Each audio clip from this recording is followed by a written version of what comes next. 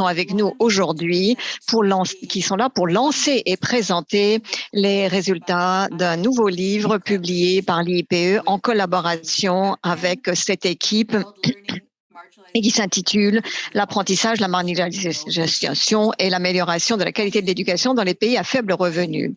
Et le débat qui découle de ce livre fait partie d'un nouveau programme phare de l'IPE, de la planification à la documentation, qui met l'accent sur la façon dont nous pouvons passer du monde de la planification pour faire de bonnes choses dans l'éducation à quelque chose qui nous permet de nous assurer que tout est mis en œuvre. Donc, l'objectif d'aujourd'hui, c'est vraiment de mettre l'accent sur ce défi de la mise en œuvre.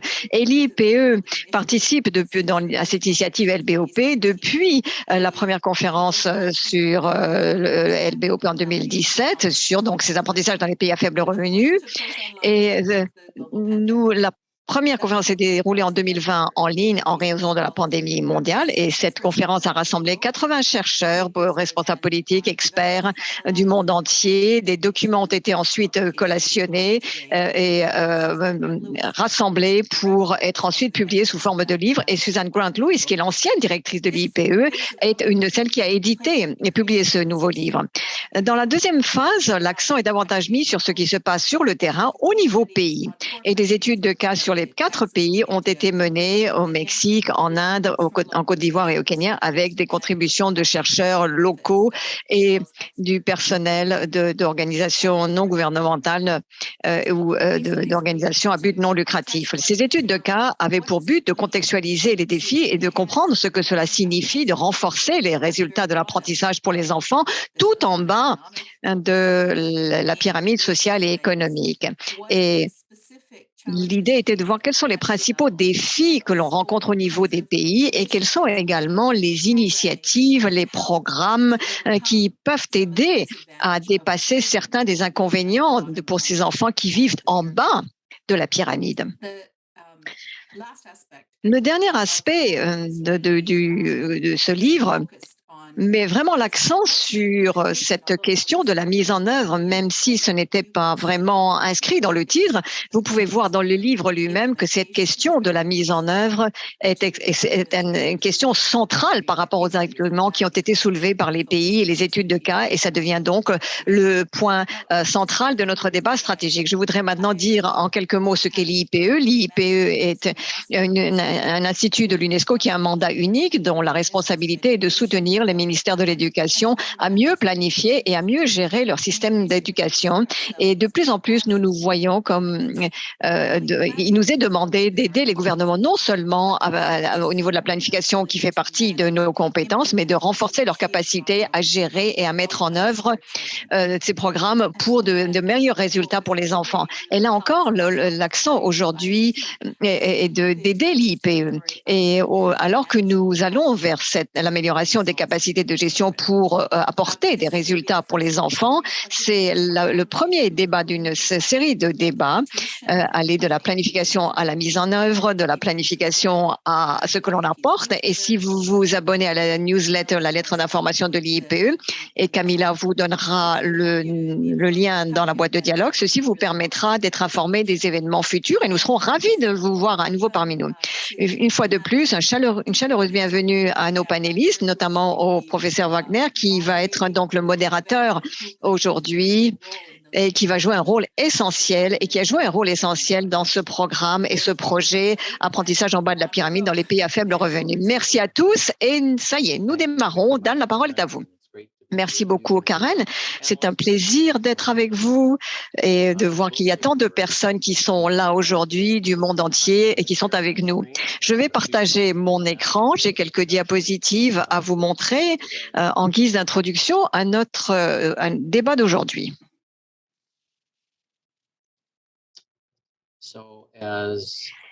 Bien, comme l'a dit Karen, nous abordons ce thème, le thème sur lequel l'IPE veut mettre l'accent, c'est-à-dire passer de la politique à la mise en œuvre.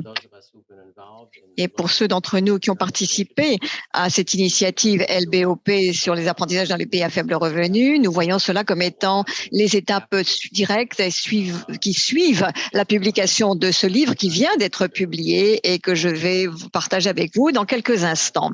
Et avant de ce faire, je voudrais très rapidement vous resituer le contexte un petit peu. Certains d'entre vous connaissent le contexte très bien. Certains sont plus nouveaux, mais tout le monde, je pense, est conscient des objectifs de développement durable et de l'objectif 4 sur l'éducation, la politique éducative, et ceci est lié à la question de la crise de l'apprentissage, comme certains l'appellent. Et bien entendu, une partie de cela existe depuis un certain temps, mais comme vous le savez, si l'on regarde ce qui s'est passé ces dernières décennies, nous savons qu'il y a eu de grandes améliorations au niveau mondial, concernant l'accès à l'enseignement primaire et secondaire, même dans les pays à faible revenu, et plus particulièrement même dans les pays à faible revenu. Mais comme le dit le deuxième point, il reste encore des problèmes, des insuffisances au niveau de l'apprentissage entre les pays en haut de la pyramide et au milieu de la pyramide et les pays qui sont en bas de la pyramide, comme l'a dit Karen, ce qui engendre un autre type de crise de l'apprentissage au sein des pays. Et les gens l'appellent le fossé d'équité au niveau de l'apprentissage. Et depuis les Nations Unies, ce que sont constatées les Nations Unies avec la pandémie de la COVID-19, beaucoup de personnes ont fait des déclarations pour aider ceux qui en ont le plus besoin, et avec les changements de la politique et la mise en œuvre pour une équité d'apprentissage améliorée. Et nous allons entendre parler de cela aujourd'hui, cela fait partie de notre débat. Nous sommes en train d'atteindre cela, notamment à l'intérieur des pays, dans différentes parties du monde, et c'est ce dont nos orateurs vont nous parler aujourd'hui. Je vais dire encore quelques mots sur cette initiative d'apprentissage dans les pays à faible revenu, LBOP, qui est l'acronyme anglais, et ensuite vous présenter nos panélistes. Donc, ce premier livre qui a été publié, qui découle de la conférence de 2017 sur le LBOP, a été publié par l'IPE UNESCO. C'est le livre auquel Karen a fait référence, et avec un certain nombre de personnes qui ont participé, d'organisations qui ont participé, l'UNESCO, l'Université de Pennsylvanie, diverses agences.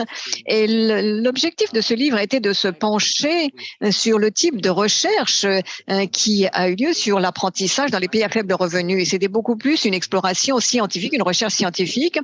Et si vous n'avez pas de copie de ce livre, tout ce qu'il vous suffit de faire, c'est regarder le dernier point ici, et vous pouvez aller sur Google et vous tapez IPE LBOP et vous pourrez télécharger un exemplaire gratuit. C'est juste devant vous. Et ce livre, en fait, a été bien reçu et comporte des chapitres intéressants, beaucoup d'auteurs, beaucoup de commentaires. Certains, d'ailleurs, qui sont aujourd'hui parmi nous, ont certainement fait des commentaires sur ce livre.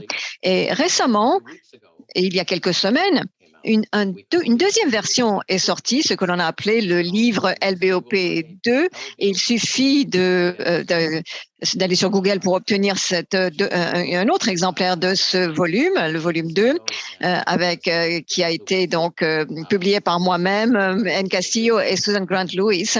Et ce livre s'appelle Apprentissage, marginalisation et amélioration de la qualité de l'éducation dans les pays à faible revenu. Nous sommes en train de lancer ce livre aujourd'hui et je voulais dire quelques mots avant d'entamer le débat qui va mettre l'accent sur des études de cas qui nous seront présentées par nos éminents panélistes. Et je voudrais dire qu'au tout début de ce livre, il y a un certain nombre de ce que nous appelons des chapitres concernant une recherche thématique couvrant des sujets comme celui de la diversité, de la migration, de la matrice et de l'évaluation de l'apprentissage, l'enseignement, la technologie et le financement. Et je pensais dire simplement cela. Est-ce qu'il faut que l'on se penche à nouveau sur tous ces points? Vous allez me dire, nous savons que tous ces sujets ne sont pas nouveaux. Qu'est-ce qu'il y a de nouveau? Eh bien, dans le chapitre sur l'enseignement, nous avons constaté que il y a davantage d'informations. La recherche laisse entendre que les enfants, les enseignants des enfants pauvres sont ceux qui sont le moins formés. C'est quelque chose que nous savons sans vraiment bien le savoir dans tous les pays. Et c'est un domaine que nous devons explorer pour pouvoir passer de la politique à la mise en œuvre. Pour ce qui est de la technologie et des interventions, nos interventions mettent rarement l'accent sur le point central. Il y a beaucoup d'idées très intéressantes, mais l'accent est rarement mis sur le point central que sont les pauvres, simplement parce qu'ils n'ont pas accès aux ressources pour pouvoir se connecter soit à l'Internet, soit à d'autres dispositifs. Et finalement, là encore, dans une étude qui a été menée par 2 universitaires de la Banque mondiale, les dépenses par habitant en matière d'éducation sont les plus faibles.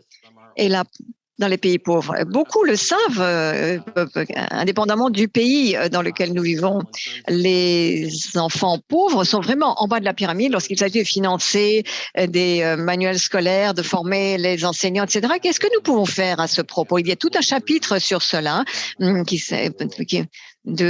a été écrit par 2 personnes de la Banque mondiale. Donc aujourd'hui, le débat stratégique est organisé autour de 3 études de cas que nous avons, le Mexique, l'Inde et le Kenya.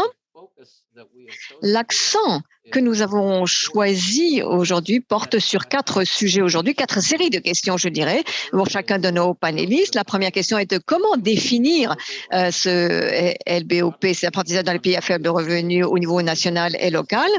En d'autres termes, qui sont les pays qui sont des pays à faible revenu et ceux qui sont des pays à haut revenu ou des pays de l'OCDE. Mais c'est à l'intérieur même des pays que nous devons comprendre ce que signifie l'apprentissage dans les pays à faible revenu. Donc ça, c'est notre première question. Deuxième question, quel type de recherche a permis d'arriver à cela et qui soutiennent notre compréhension du LBOP et quelles sont les insuffisances en matière d'information qui continuent d'exister. Troisièmement, quels sont les moyens pour nous de soutenir la mise en œuvre de ces apprentissages dans les pays à faible revenu et quels sont certains des obstacles dans chacune de ces études. Et enfin, quels sont les engagements politiques et de renforcement des capacités nécessaires alors que nous allons de l'avant vers le LBOP 3, c'est-à-dire la mise en œuvre, la phase de mise en œuvre. Qu'est-ce qui est nécessaire? Et donc, nos panélistes viennent du Mexique, Sylvia Schmolkes, qui est sociologue et chercheuse à l'Université ibéro-américaine de la ville de Mexico. Deuxièmement, nous avons avec nous d'Inde Rangachar Govinda, ancien vice-recteur de l'Institut national de la planification de l'éducation et de l'administration de l'éducation, la NIEPA, à New Delhi, et John Mugo du Kenya, qui est le directeur exécutif de la Fondation Zizi Afrique au Kenya.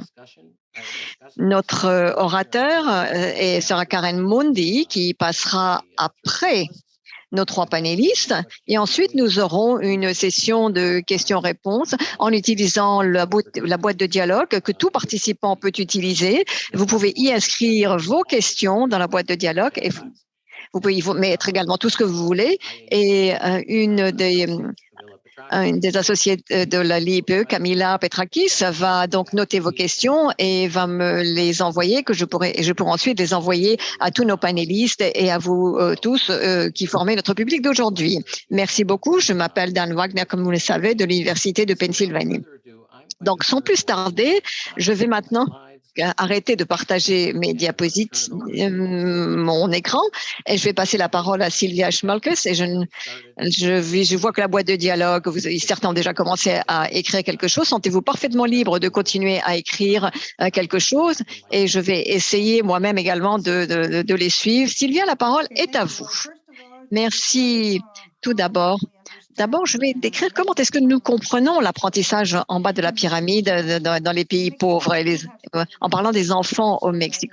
Nous avons des résultats de tests standardisés au Mexique pour identifier ceux qui se trouvent en bas de cette pyramide de l'apprentissage.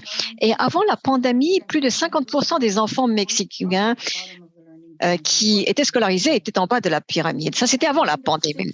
Et à la fin de la 6e et de la 12e année, leurs résultats sont en dessous du niveau 2, ce qui est un seuil qui ne leur permet pas d'aller au-delà dans leurs études.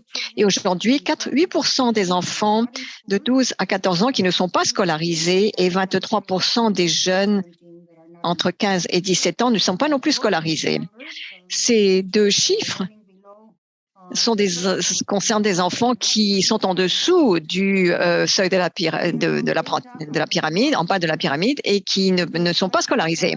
Nous n'avons pas d'autres données, mais nous savons que les estimations nous amènent à dire que parmi les plus pauvres, ils ont perdu pratiquement 2 ans de scolarité puisque les écoles étaient fermées, et le Mexique était un des pays au monde où les écoles ont été fermées le plus longtemps. Nous nous attendons à des taux d'abandon très élevés, notamment pour les enfants qui n'ont pas pu, qui ont été obligés de travailler parce que le travail des enfants est devenu très important pendant la pandémie. Par exemple, une étude très récente montre que depuis 2019, 366 000 élèves dans le secondaire supérieur ont abandonné l'école, ce qui représente 7,3% des éléments scolarisés jusque-là. Et c'est probablement sous-estimé. Nous savons qui sont ces enfants et qui sont ces jeunes. Ce sont essentiellement des indigènes, des enfants de migrants, des enfants qui vivent dans la marginalisation et la pauvreté.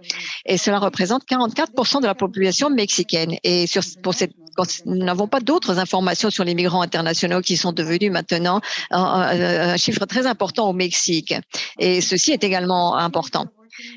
Je n'ai jamais eu la possibilité de travailler avec les enfants indigènes, et il est important de voir que l'enseignement se fait dans une langue qui n'est pas la leur, et j'ai vu des enfants en 6e année qui ne pouvaient pas lire, qui pouvaient lire des textes en espagnol sans comprendre, qui pouvaient prendre une dictée, écrire une dictée sans comprendre, et qui allaient entrer à l'école secondaire, qui est essentiellement en espagnol, et qui ne pourraient tout simplement pas survivre. Et j'ai également travaillé avec des enfants de migrants internes venant d'autres communautés, là où il y a une agriculture industrialisée, et j'ai constaté que le système éducatif n'a pas pu développer le moyen de répondre aux conditions de mobilité, et c'est la raison pour laquelle 15% de ces 366 000 enfants sont scolarisés. Et malheureusement, ceci n'a pas beaucoup changé au cours de ces 10 dernières années ou 20 dernières années. Le système éducatif s'est beaucoup élargi au cours de ces 70 dernières années, donc il y a moins d'enfants déscolarisés, mais malheureusement, l'apprentissage ne s'est pas amélioré depuis les premiers tests standardisés. Pour les jeunes dans l'enseignement secondaire, c'est compréhensible parce qu'on essaye d'atteindre des secteurs de la population qui n'étaient pas scolarisés auparavant. Et c'est la première génération d'enfants qui entrent à l'école secondaire. Mais malheureusement, ceci est vrai également au niveau primaire, alors que là, nous avons une couverture presque universelle. Et ceci est dû au fait que nous n'atteignons pas ceux qui sont en bas de la pyramide socio-économique, ou ni les minorités qui, malheureusement, sont également en bas de la pyramide sociale et économique. Et je ne sais pas comment est-ce que cela peut se comparer avec le reste des pays d'Amérique latine. Et je dirais que même si le Mexique est un des pays de la région, sur le plan éducatif, il n'est pas un des pays les plus riches, mais il n'est pas au plus haut en matière d'éducation.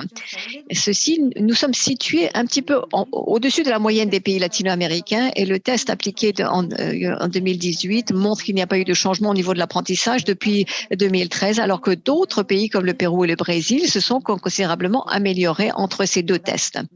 Donc, c'était là mon introduction. Merci. Merci beaucoup. Govinda, toujours sur la question de la définition du LBOP au niveau local et national en Inde. Merci. De certaines façons, nous ne sommes pas très différents du Mexique. Nous avons les mêmes chiffres officiels concernant le LBOP, mais je voudrais illustrer ce qu'est la situation en Inde avec un exemple. Il y a environ 30 ans, nous sommes allés dans un coin éloigné de l'Inde. Est-ce que nous avons constaté que cette région était habitée essentiellement par des groupes traditionnellement marginalisés, et nous avons constaté que les enseignants n'avaient pas été vraiment formés, n'avaient pas de formation pratique. Ensuite, au bout de 20 ans, nous nous sommes rendus dans cette même région à nouveau. Qu'est-ce que nous avons constaté? L'infrastructure des écoles s'était légèrement améliorée, mais le reste était resté exactement pareil. Pas d'équipement, des enseignants indifférents et pas d'apprentissage en réalité. Et ce groupe, que j'appelle les groupes traditionnellement marginalisés, et il y a d'ailleurs un chapitre séparé là-dessus dans le livre, ce sont souvent des enfants en situation de handicap, non seulement sur le plan économique, mais sur le plan de la langue, parce qu'ils parlent également une langue qui n'est pas la langue principale, la langue dans laquelle se fait l'enseignement. Et ceci représente environ le cas de 10% de la population en Inde qui se trouve littéralement en bas de la pyramide et qui n'arrive pas du tout à avancer. Et c'est une catégorie. Mais ensuite, il y a également toute une masse d'enfants dans le pays, dans les écoles du pays, et il est difficile de dire qui sont ces enfants, mais qui sont ce que j'appellerais des enfants silencieux, qui n'apprennent pas. Je dis silencieux parce qu'ils sont présents physiquement dans les écoles, mais sur le plan cognitif, ils sont absents, parce que au bout de 8 ans, ils n'ont rien appris en fait. Et c'est la situation de beaucoup d'enfants. 30% environ des enfants de cette catégorie abandonnent l'école au bout de 5 à 6 ans. Et ceci, on le constate partout dans le pays.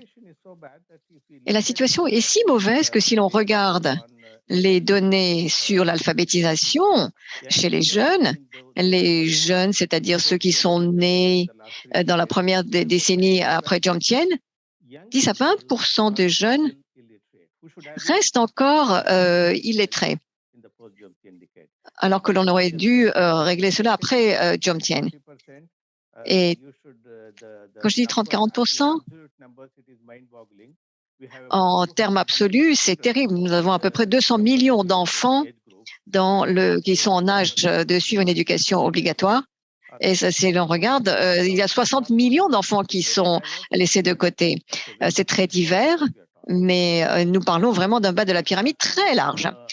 Et si vous me demandez si quelque chose a changé au fil des ans, je dirais que oui, il y a eu beaucoup d'investissements qui ont été faits, beaucoup de programmes qui ont été mis en place au niveau national et international, des activités nationales et internationales également. Mais ce qui s'est passé, c'est qu'en fait, l'intensité, tout comme la vitesse à laquelle tout ceci s'est produit était tellement lente que l'on n'a pas réellement constaté vraiment de changement. Donc, à moins d'investir et d'articuler nos programmes au-delà du seuil, les choses ne changent pas, notamment pour les enfants qui sont en bas de la pyramide. Cet investissement est trop faible pour réellement avoir un impact et créer également un changement dans leur vie. Et c'est voilà la réalité de ce qui se passe. L'Inde, comparée à d'autres pays de la région, je dirais que c'est un peu risqué de se comparer avec d'autres pays de l'Asie du Sud-Est, parce que l'Asie du Sud-Est en tant que telle souffre de niveau d'apprentissage faible. Mais si nous faisons une comparaison, je dirais qu'il y a des pays en termes politiques, eh bien, l'Inde réussit assez bien et d'autres pays suivent le modèle de l'Inde, mais par derrière, on constate néanmoins qu'il y a des pays comme le Bangladesh, le Sri Lanka, même le Bhoutan, qui avancent beaucoup plus rapidement comparé à l'Inde. Si l'on regarde la réalité. Et voilà ce qui se passe. Bien entendu, pour l'Inde, la moyenne est trompeuse parce que quelquefois, on constate que dans une région, certains États comme le Kerala, le Tamil Nadu, tous les enfants sont scolarisés, il n'y a pas de problème. Et tous, pratiquement tous, arrivent à achever les 10 années de scolarité. Et à l'autre bout du spectre, nous avons Harundupi, où il y a beaucoup plus d'enfants dans cette région qui sont déscolarisés que d'enfants scolarisés si l'on regarde toute la période de scolarité sur une année. Et vous constatez que les taux d'abandon sont numériquement dans certains États notamment, mais lorsqu'il s'agit d'apprentissage en bas de la pyramide, c'est un phénomène beaucoup plus large. C'est dans l'ensemble du pays que l'on constate qu'il y a beaucoup d'enfants qui n'apprennent pas grand-chose. Certaines études ont montré qu'environ 50% des enfants qui ont suivi 8 années de scolarité n'ont que le niveau de la 2e ou de 3e année de scolarité. Ceci montre le sérieux de la situation. Et pour ces enfants, ce n'est pas que nous ne pouvons pas faire quelque chose. Ce sont des enfants qui appartiennent à des groupes traditionnellement marginalisés et d'autres sont ceux qui sont silencieux. Et il faut se pencher sur eux. Et dans les premières années, nous les négligeons et le résultat en est qu'ils deviennent des enfants qui vont abandonner et qui finissent par abandonner. et qui restent illettrés. C'est donc la situation, mais j'en parlerai plus longuement un peu plus tard de la situation là. Merci beaucoup, Govinda. C'était très intéressant, hein, bien entendu. Cela pose des questions. John, maintenant, la parole est à vous concernant la question et la situation au Kenya, vue sous votre angle.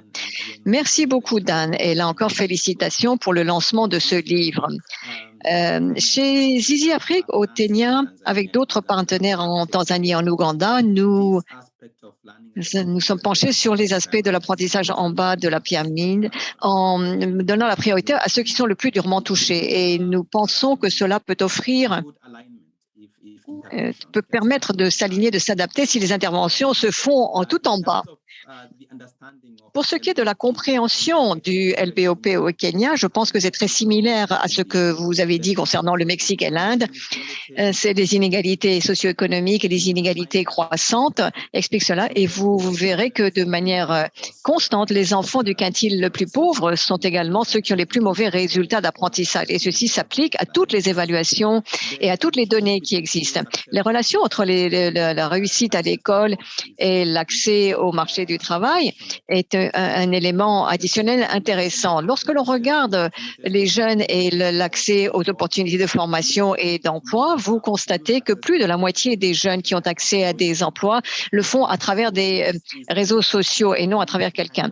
Et ceci aboutit à ce que l'on peut appeler une exacerbation systématique de la situation que l'on connaît pour les plus pauvres qui sont moins instruits et qui donc ont moins de réseaux. Lorsque l'on regarde les études récentes comme celle comme l'évaluation WESO, ceci indique que les personnes en situation de handicap sont vraiment tout en bas de la pyramide. Lorsque l'on est en bas de la pyramide, là, il y a également des couches et les personnes en situation de handicap sont les plus défavorisées en matière d'accès à l'éducation. Et lorsque l'on regarde la fréquentation des écoles, 16% d'entre eux ne fréquentent pas du tout l'école comparé à la moyenne nationale de moins de 4%. Dans l'évaluation WESO, il y a peu de progrès concernant l'amélioration de l'apprentissage, mais les progrès sont lents.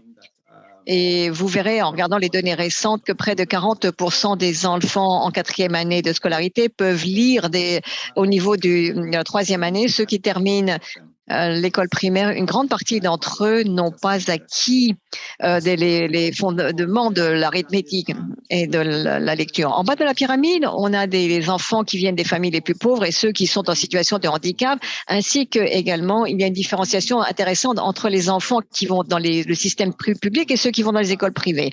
Ceux qui vont dans les écoles publiques font partie des personnes défavorisées. Et nous constatons qu'il est clair que la COVID a rendu la situation pire encore et qu'il y a toute une documentation disant que 3,2%, il y a eu une baisse de 3,2% de la scolarisation pendant la COVID, même au Kenya, même si les écoles n'étaient pas fermées comme au Mexique ou dans d'autres parties de notre pays, comme en Ouganda. So many children also move from private to public schools. Again, de nombreux enfants passent donc de l'école publique à l'école privée. Donc, je pense que le bas de la pyramide a pu s'agrandir. Et il y a également des difficultés économiques qui ont impacté un très grand nombre de familles. Donc, les choses à présent sont différentes. Les trimestres ont été raccourcis afin de rattraper le temps perdu.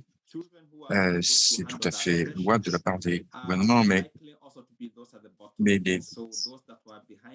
les enfants qui étaient avec du retard vont accuser un retard encore plus important compte tenu du rallongement des trimestres pour rattraper le retard. Le Kenya, dans la région, n'est pas parmi les plus mal lotis dans l'Afrique subsaharienne. Vous constaterez que dans le classement, nous sommes dans les 5 premiers, derrière la Tunisie, les Seychelles, l'Afrique du Sud, par exemple.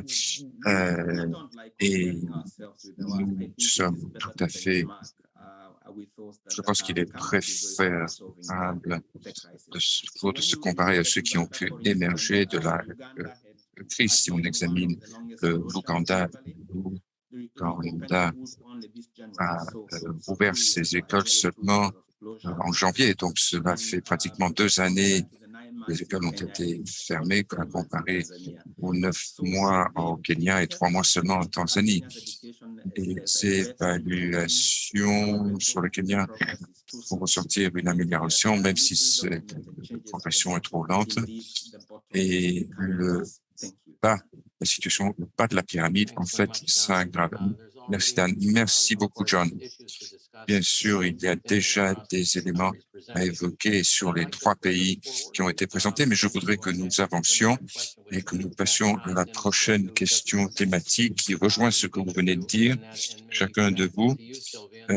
Donc, je reviens vers vous, Sylvia. Et dans le travail que vous avez fait pour ce livre, quelles sont les conclusions en matière de recherche que nous devrions commettre? Et je reviens aux commentaires que chacun a fait sur la situation nationale de chacun et de chacune. Donc, que démontrent les travaux de recherche les plus récents et qui sont pertinents donc à notre conversation d'aujourd'hui? Donc, Sylvia, mais il va falloir que vous ouvriez le micro.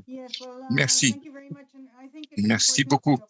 Je crois que l'une des premières conclusions à évoquer est le fait que nous avons appris des choses sur les causes de l'inégalité dans l'apprentissage et c'est très important.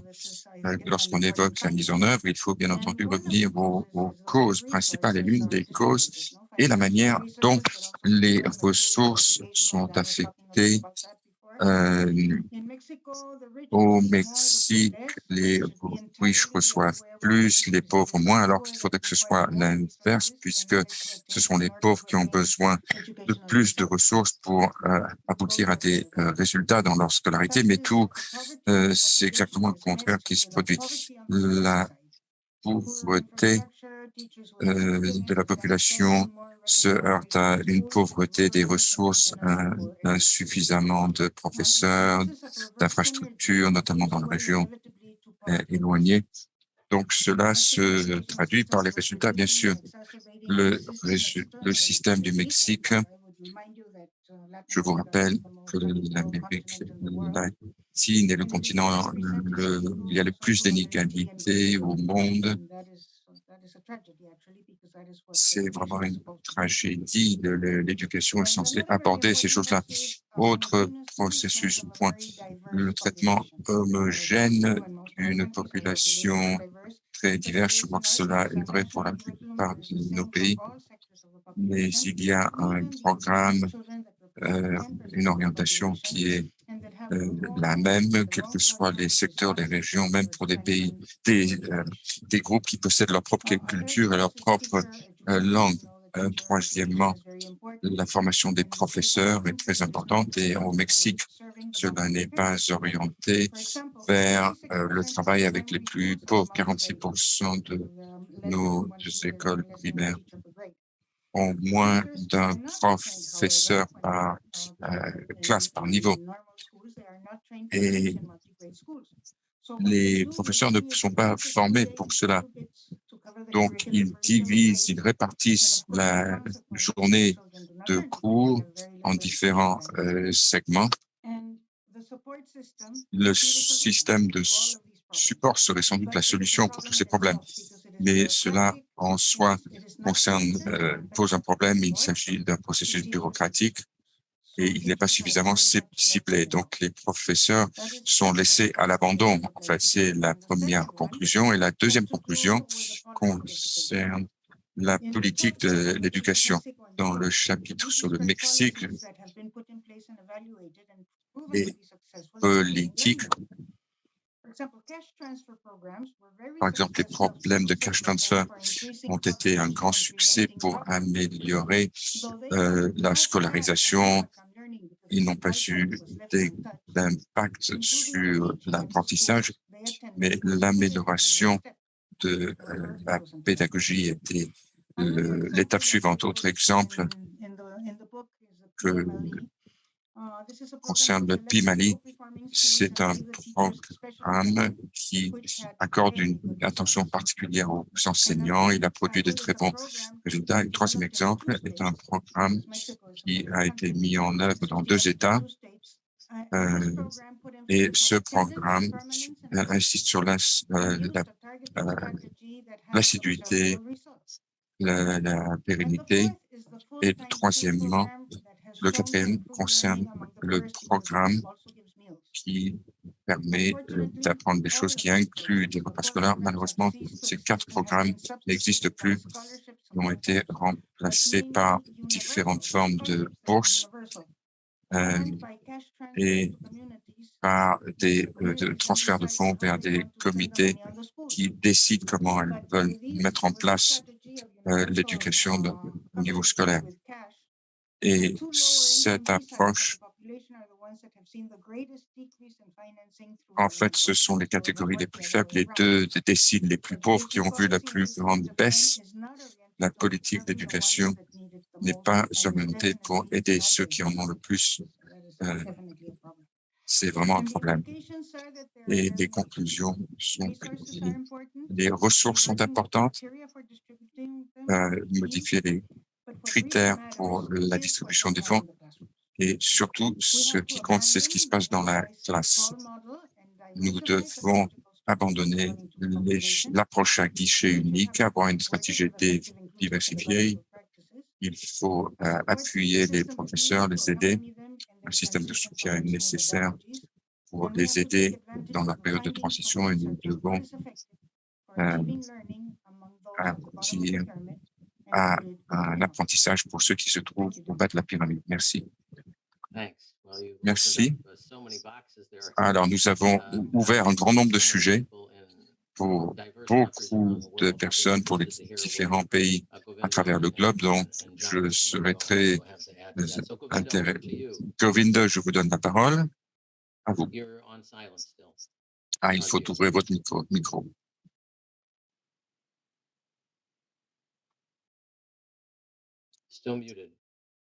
Vous êtes toujours en mute. Ah, voilà, très bien. Je pense que ce qui a été dit, par exemple, un commentaire sur la recherche est que nos politiques ciblent des questions macro et il faut tenir compte de la diversité et il faut décentraliser plus, aller vers le bas de l'échelle, examiner les diversités et ensuite adapter nos politiques aux conditions locales. C'est l'une des questions principales qui émergent car nous avons des programmes existants qui sont soutenus par différentes agences nationales et cela se traduit par une centralisation excessive de la pensée et je pense que nous devons décentraliser, déstandardiser et le résultat de cette approche est que la transformation des écoles individuelles ne s'est pas produite. Beaucoup d'écoles restent très mal outillées en termes de ressources, n'ont pas pu procéder à une transformation. Il y a 10 ans, lorsque nous avons adopté la législation Life to Education en Inde, la législation a stipulé que le minimum d'années de scolarité et dont chaque enfant doit bénéficier de telle façon à ce que les plus pauvres auront accès à ce minimum, mais dans plusieurs années, nous voyons que seuls 12% des écoles satisfont à ces différentes exigences. C'est 50% des écoles n'atteignent même pas 30% du benchmark qui a été fixé. Et cela est ce à quoi le minimum auquel a droit la population. C'est une conclusion fondamentale. La situation a tendance à ne pas s'améliorer. Mais le deuxième point, la recherche démontre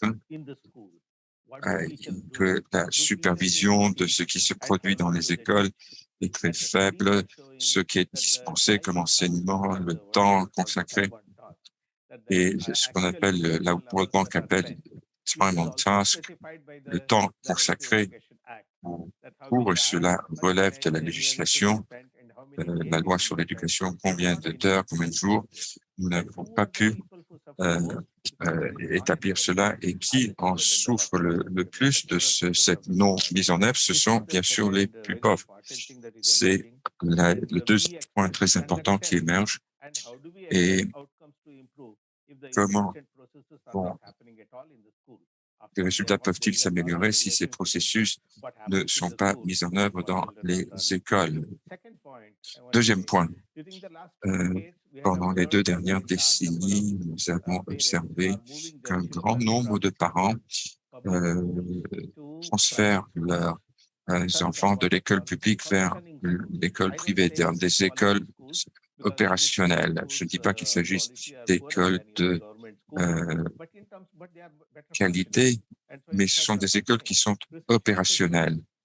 Et la recherche démontre que les parents sont prêts à sacrifier leur confort les plus élémentaires afin d'assurer que leurs enfants puissent entrer dans une école privée de premier plan. Cela se produit depuis 2 décennies et on est passé de 5 à 8% des enfants allant à l'école privée à 30%. Et ce qui se produit avec la pandémie est que il y a eu un mouvement brutal. Beaucoup d'écoles ont été fermées à cause de la pandémie et beaucoup d'écoles qui dépendent donc de l'acquittement des frais scolaires ont tout simplement dû fermer. C'est un problème très, très grave et cela concerne les enfants.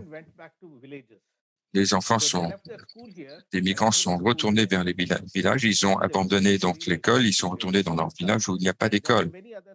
Et il y a beaucoup de problèmes parallèles en quelque sorte. Et par exemple, le travail des enfants, nous avons pu traiter ce problème, mais il y a également les violences contre les enfants, les abus sexuels des enfants. Donc, il s'agit d'une situation très complexe qui est à Paris depuis ces 2 dernières années. Les problèmes de l'apprentissage au bas de la pyramide ont été accrus à cause de cela. Le troisième point, depuis 2 ans, le manque de plateformes d'apprentissage au niveau macro, cela a donné le sentiment que nous avons pu maintenir une certaine continuité dans le processus de l'éducation. Mais lorsque de nombreuses études ont été faites, on m'a dit que cela montre que ce phénomène est limité et il se limite à une petite proportion de la population. Et les enfants en bas de la pyramide ont été totalement laissés pour compte. Et il y a un fossé numérique afin d'accentuer des inégalités existantes dans le secteur de l'éducation. Et en Inde, nous avons un petit secteur qui connaît un grand succès et ils ont des produits, des programmes qui sont excellents. Mais en Inde, il y a 20 000, on parle de 20 000 écoles par rapport à 1,5 million. Donc, nous sommes en train de créer une excellence privilégiée. Et ce bas de pyramide qui est très important est laissé pour compte et les fermetures d'écoles ont renforcé ce fossé qui est en train de se creuser. C'est ce que montrent les statistiques et nous devons intervenir. Merci, c'est ce que je voulais vous dire. Merci, Govinda. Alors, John, à présent. Merci beaucoup, Dan. Alors, encore une fois, les conclusions sont très similaires à ce que Sylvia et Govinda ont décrit. Nous avons été très privilégiés d'avoir quatre chapitres au pays et j'ai encouragé les uns et les autres à prendre connaissance de cela pour bien comprendre. Il y a eu un certain progrès et le gouvernement, il faut le dire, a vraiment consenti un très grand effort pour faire face à la crise et même aux inégalités. Et la politique des gouvernements s'est concentrée sur l'accès à l'éducation et moins sur la qualité, alors que nous savons que ce sont les considérations de qualité qui alimentent finalement les inégalités. Donc, un nouveau programme et même pour la formation des jeunes, c'est-à-dire la transmission de compétences, a été mise en œuvre tout au long de la période du Covid d'ailleurs.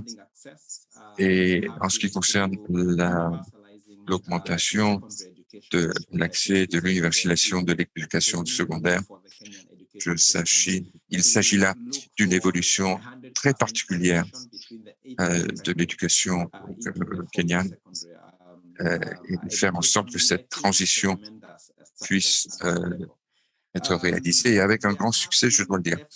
Il y a eu des efforts de donner des bourses pour permettre aux enfants du quintile le plus faible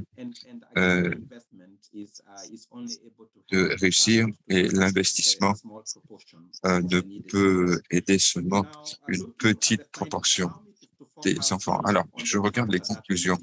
Je voudrais, si vous le permettez, me concentrer sur les enfants handicapés, souffrant d'handicap. Nous examinons donc les enfants, par exemple, les malvoyants, malentendants ou avec des handicaps physiques. Et l'une des conclusions est que lorsque vous envisagez les études avec des handicaps, 76% sont relativement âgés. Donc, il y a un énorme retard dans la scolarisation de ces enfants. Et en fait, cela a une incidence sur leur confiance, leur respect pour soi. Et ceux qui ont un handicap très important doivent aller plus loin de chez eux et ce retard est ainsi aggravé et les parents en fait ne souhaitent pas envoyer les enfants les plus jeunes loin du foyer familial et tout cela contribue à un cycle d'obstacles, en quelque sorte, pour ceux qui se trouvent au bas de la pyramide. Et cela s'applique tout particulièrement au niveau secondaire. Alors, lorsqu'on examine le phénomène, on découvre certaines choses. Par exemple, le fait d'être sourd contribue à un retard de résultat de 19% et voire 35% au niveau secondaire. Donc, même si on peut décrire les apprenants avec des handicaps comme étant en bas de la pyramide, ce bas de pyramide, en fait, possède un autre bas qui est encore plus bas. Et nous découvrons que les systèmes d'évaluation sont insuffisants pour combler ces lacunes en termes d'équité pour ceux qui sont au bas de l'échelle. Et lorsqu'on examine le cas des étudiants malentendants, Sylvia en a parlé dans le texte concernant les minorités ethniques, mais vous trouverez que les malentendants avec le langage des signes, cela est également un élément important de la marginalisation. Donc, l'examination cherche à établir. Alors, nous avons une prolongation de 19 minutes lors des examens, mais cela est appliqué à tous les étudiants. Et, par exemple, pour l'éducation, l'apprentissage des langues étrangères pour les malentendants, il s'agit d'appuyer l'apprentissage, le développement des enfants et la manière dont ils s'adaptent afin qu'ils soient à même de bénéficier du système d'apprentissage. Donc, voilà certaines des conclusions que nous évoquons dans le chapitre et il faut donc aller plus loin en ce qui concerne les retombées. Dan, merci. Alors, nous sommes prêts à passer au thème 3, mais je voudrais simplement réagir aux deux derniers thèmes, à savoir qu'est-ce que le LBOP et quelles recherches vous avez appliquées pour ce livre. Alors, une question rapide. Si vous aviez un doctorant apprenant l'éducation au Mexique et également au Kenya,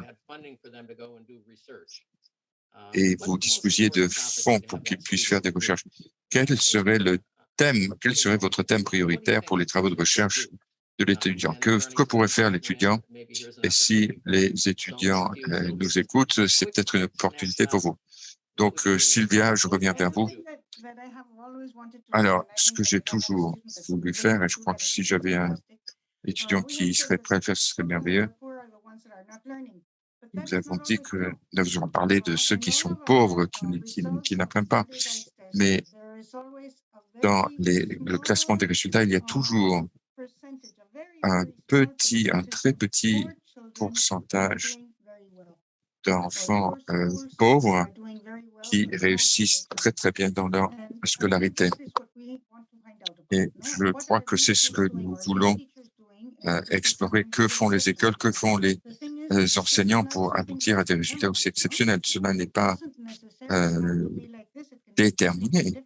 Cela pourrait se traduire de manière complètement différente. Et ces écoles et leurs enseignants montrent que les choses peuvent se passer de manière différente et qu'il ne s'agit pas d'un phénomène déterministe. Mais je voudrais qu'on aille dans ces écoles et que nous voyons ce qu'ils font. Je sais qu'il s'agit d'éléments très importants. Ils ont des résultats au niveau 4. Et il s'agit donc de 0,9 ou 1% des enfants. Donc, je pense que cela mériterait d'être examiné. Alors, j'espère qu'au moins un de nos étudiants nous écoute. Alors, en psychologie, comment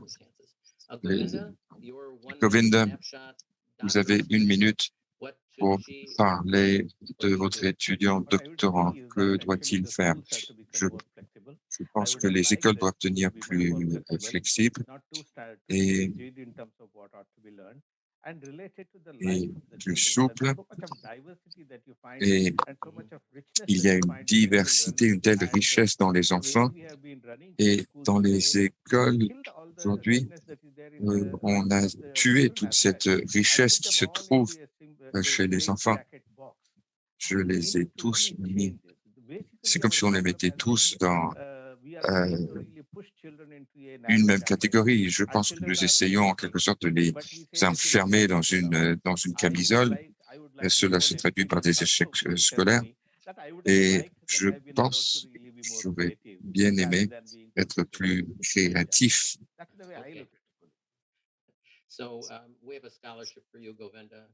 Alors, Govinda, vous pourrez faire écrire une deuxième dissertation. Nous relevons le défi.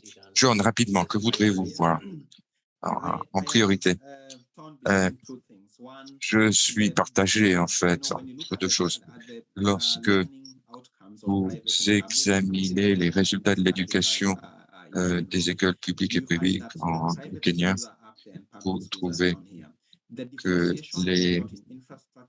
la différence entre écoles publiques et privées ne se trouve pas au niveau des travaux, non, c'est plutôt au niveau de la redevabilité.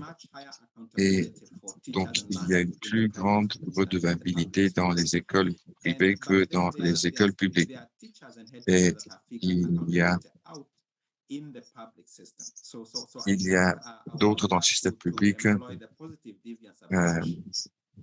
qui souhaitent mettre en avant la question de la redevabilité.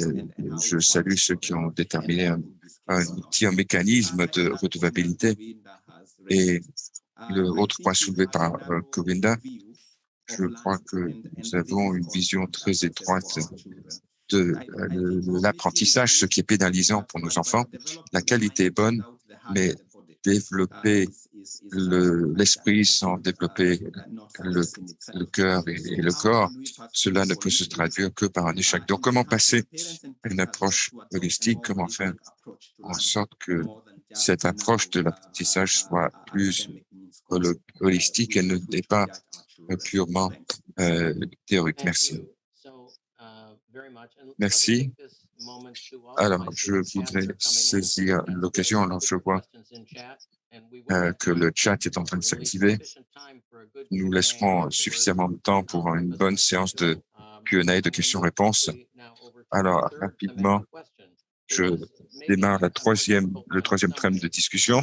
Il est peut-être plus difficile d'une certaine manière. Et il s'agit de déterminer au niveau de la politique nationale quel type d'organisation est nécessaire et quels sont les principaux obstacles qu'il faut surmonter. Si votre ministre était assis à côté de votre...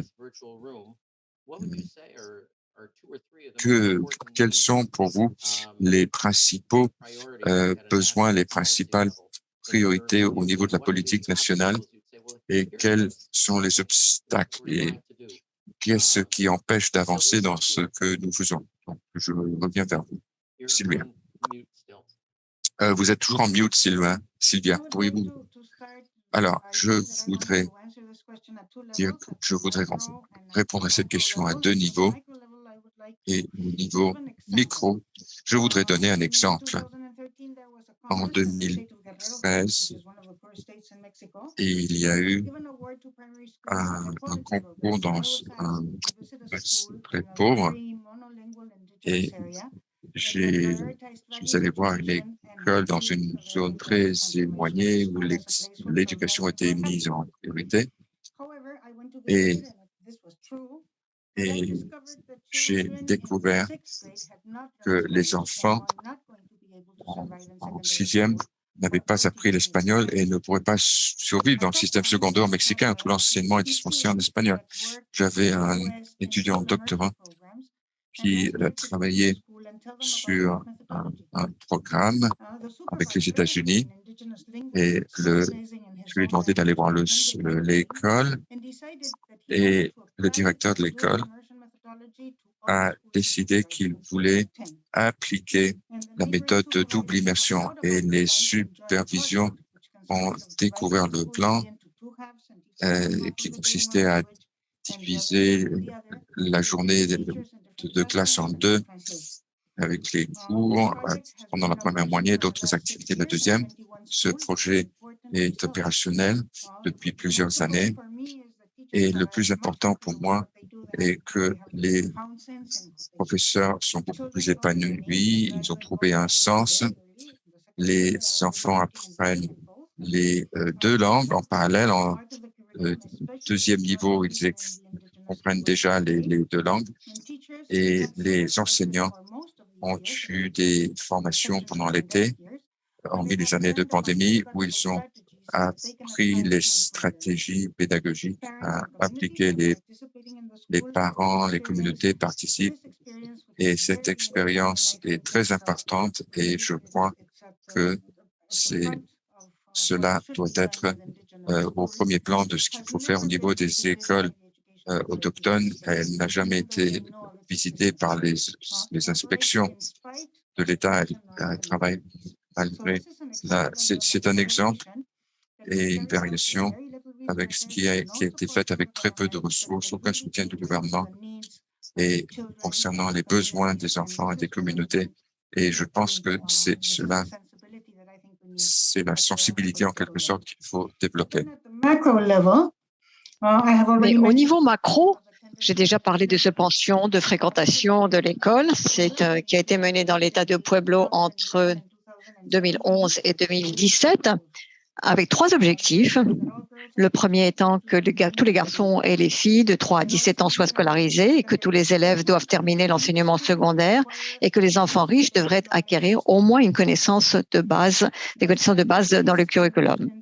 Les stratégies dans ce projet était de réduire les fossés d'inégalité, une bonne articulation entre les institutions et les élèves, la mise en œuvre pour s'assurer que tous ceux qui étaient impliqués pouvaient comprendre et lire ces objectifs avec un accompagnement et permettant donc de saisir les opportunités en temps voulu.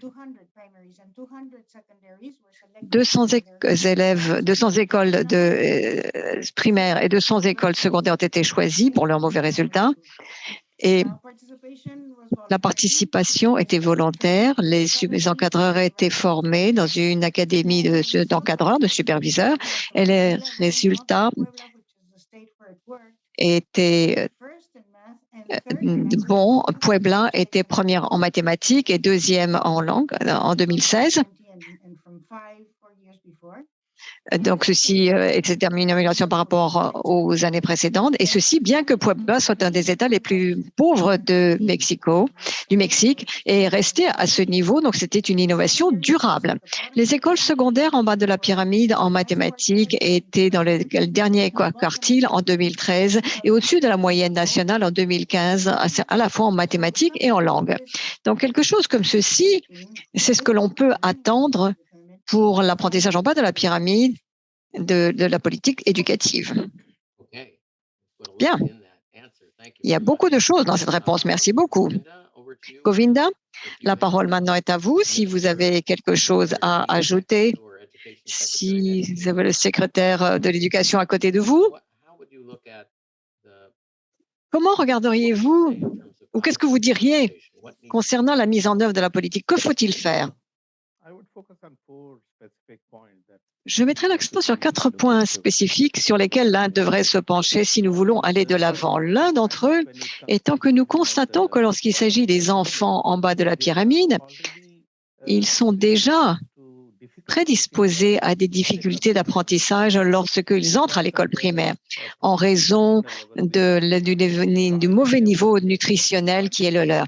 Et je dirais qu'une des choses les plus importantes à laquelle l'Inde devrait faire attention, c'est renforcer la nutrition pour les enfants dès le début, dans les premières années, pour que le développement de la petite enfance soit une de nos priorités, si vous voulez. Parce que l'Inde a le plus grand nombre d'enfants jeunes et d'enfants mal nourris. C'est ce que dit le rapport de l'UNICEF. Bien que les choses s'améliorent, la situation reste mauvaise. Donc, je pense que l'un des principaux éléments, si nous voulons régler le problème des enfants en bas de la pyramide et de leur apprentissage, c'est d'améliorer leur capacité d'apprentissage lorsqu'ils entrent à l'école, de façon à ce qu'ils ne soient pas mal nourris. Nous avons des programmes à grande échelle de nutrition, mais je pense qu'ils ne sont pas suffisamment adéquats pour réellement avoir l'impact qu'ils devraient avoir. Ça, c'est la première chose. deuxième chose, je pense que nous devrions réellement regarder les écoles et leur fonctionnement, et regarder vraiment le fonctionnement des écoles pour voir pendant combien d'heures ils doivent fonctionner, combien de jours, et qu'est-ce qui doit se passer. On ne fait pas suffisamment attention au fonctionnement des écoles. Le problème est que trop souvent, nous regardons le fonctionnement des écoles publiques en nous disant, eh bien, les écoles privées fonctionnent mieux. Et les écoles privées ont de meilleurs résultats que les écoles publiques. Et se tourner vers les écoles privées ne va pas résoudre le problème des enfants en bas de la pyramide, parce que 70% des enfants en Inde aujourd'hui vont à l'école publique, et le bas de la pyramide, c'est 30 ou 40% ne seront jamais même ce qu'est une école privée. Et c'est le type de situation que nous connaissons. Donc, il est important que le gouvernement regarde réellement vers le bas de la pyramide et améliore le fonctionnement des écoles. La mise en œuvre devrait mettre l'accent sur cela pour améliorer ces écoles.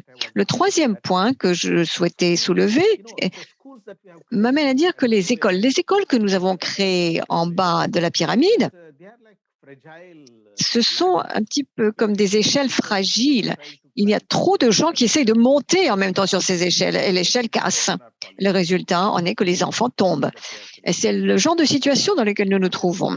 Ce n'est pas que nous n'avons rien fait, mais nous devons tenir la main des écoles au niveau local dans les communautés les plus pauvres. Nous avons créé ce que nous appelons des clusters, des groupes ces dernières années, mais qui sont trop bureaucratisés. Je pense que la décentralisation, la débureaucratisation, la déstandardisation, c'est ce qui est nécessaire. Nous devons essayer de voir quelles sont les innovations plus importantes que nous pouvons amener et donner l'autonomie et un espace à la créativité. Ce n'est pas que nous n'avons pas d'expérience. L'Inde un grand nombre d'études de cas, d'expériences innovantes, d'expériences extraordinaires partagées au niveau international, montrant comment les choses peuvent changer sur le terrain si nous le souhaitons. Mais elles sont de nature participative. Il faut être flexible envers les enseignants et il faut que la communauté locale participe activement et les administrateurs locaux doivent participer, les représentants de la société civile locale également. Et ce n'est pas que nous ne savons pas quoi faire, mais la normalisation et la bureaucratisation tuent tout. Et il faut un changement. Si j'étais là, j'encouragerais non pas une innovation, je parlerai pas de réduire, d'augmenter l'ampleur, mais au contraire, plutôt que de faire la même chose partout, de voir ce qui doit se faire à chaque niveau, dans chaque région. Et dernier point que je souhaitais dire, le défi le plus important est celui de la qualité des enseignants. En raison de la mauvaise qualité, et ce n'est pas d'aujourd'hui, si l'on regarde les résultats de tests en Inde, même en 2006, les résultats étaient les mêmes et en 2020, les résultats ne sont pas très différents. Les écoles et les collèges de mauvaise qualité ont produit, les facultés ont produit des élèves qui ne sont pas de bonne qualité. Ce n'est pas de leur faute. Les gens qui n'ont pas la capacité de réellement gérer des situations difficiles, la diversité également que l'on peut trouver dans les classes en raison des enfants en bas de la pyramide qui ont davantage de handicap que sur le plan physique, social, économique que d'autres. Ils ne savent pas comment les gérer, ce n'est pas leur faute. Mais le système, ils entrent dans un système qui n'est pas déjà en très bonne forme. Et je dirais que nous devons réellement penser que la mise en œuvre doit mettre l'accent sur les enseignants et renforcer leurs capacités. Voilà, c'est ce que je voulais dire. Merci beaucoup. Et je voudrais également noter un terme qui a été utilisé ici pour la première fois, mais qui est implicite dans pratiquement tous les commentaires. C'est la tension entre l'accent local et donner de l'ampleur. Scaling, comme on dit en anglais, c'est quelque chose sur quoi nous reviendrons. Mais d'abord, John, pour la mise en œuvre de la politique, je sais que vous avez un bon ami maintenant qui est au ministère à haut niveau. Que lui diriez-vous à elle? Je n'ai même pas donné son nom, vous remarquerez. Allez-y, Kenya. Merci, Dan. Permettez-moi de soulever trois points concernant la mise en œuvre de la politique. Ma première réflexion porte sur encourager le leadership des écoles. Comme l'a dit Govinda, les changements, il faut qu'il y ait des changements pour que l'on fasse du progrès et pas au ministère. Ce n'est pas en termes de changement de la politique, mais dans la classe, dans l'apprentissage, dans l'enseignement. Et nous avons constaté chez Zizi Afrique qu'il y avait beaucoup d'innovations au niveau du leadership des écoles, mais que nous n'encourageons pas tout cela et que nous ne racontons pas suffisamment ces histoires. Et lorsque nous allons évaluer les enfants dans les écoles, il faut les directeurs me disent ne c'est pas de notre faute. Ça m'est arrivé la semaine dernière lorsque je suis allée dans un village et que j'ai montré les résultats à l'école et le directeur d'école m'a dit non, ce ne sont pas là nos enfants. Et lorsque nous avons mis en œuvre des méthodes qui sont testées dans le monde entier et qui permettent d'améliorer l'apprentissage, je vous cite le cas de cette école primaire Mivare où nous avons donc appliqué cette méthode d'enseignement au bon niveau et nous avons réussi dans les écoles voisines. Et plutôt que de mettre l'accent sur certains élèves uniquement, l'enseignant a adopté l'intégration du temps de lecture dans l'école pendant les heures scolaires. Donc, aussi longtemps que nous mettons en œuvre des politiques qui mettent l'accent sur l'enseignement de qualité, alors tant que nous ferons cela, cela ne changera pas en bas. Donc, mettre l'accent sur ces innovations et encourager, raconter les histoires de directeurs d'école qui essayent de faire la différence, je pense que c'est ce qui est important. Le rôle de la technologie a été souligné. Et comme nous l'avons déjà dit, nous devons rester prudents parce que la technologie peut engendrer des inégalités.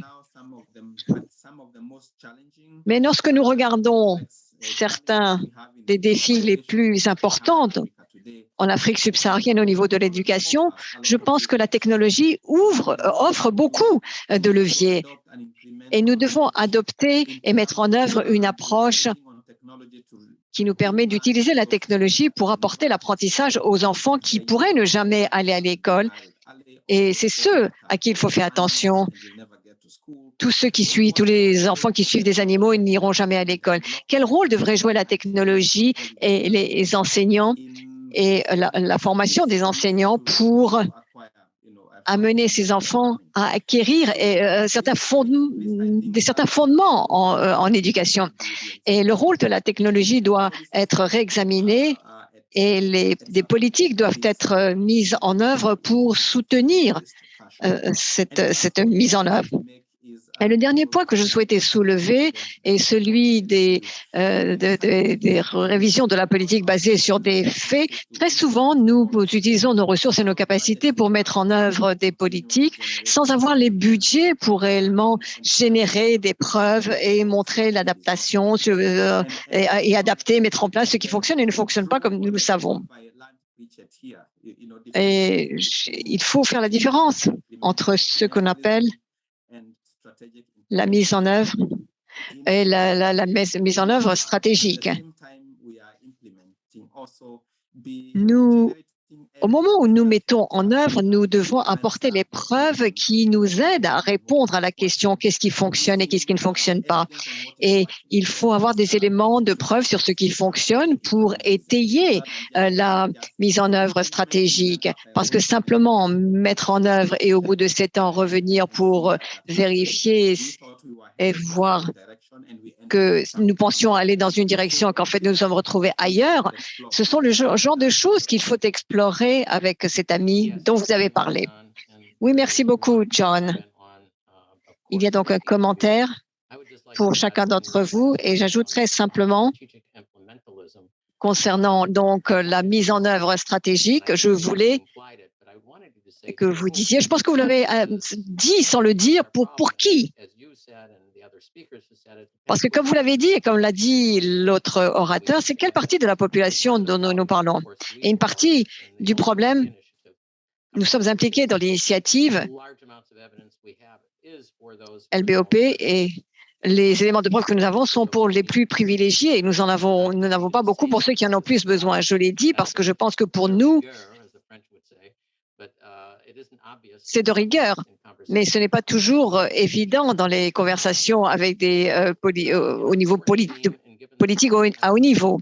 Bien, ceci étant dit, je vais vous demander maintenant d'être extrêmement bref. C'est le 4e thème pour ceux d'entre vous qui sont arrivés un petit peu plus tard.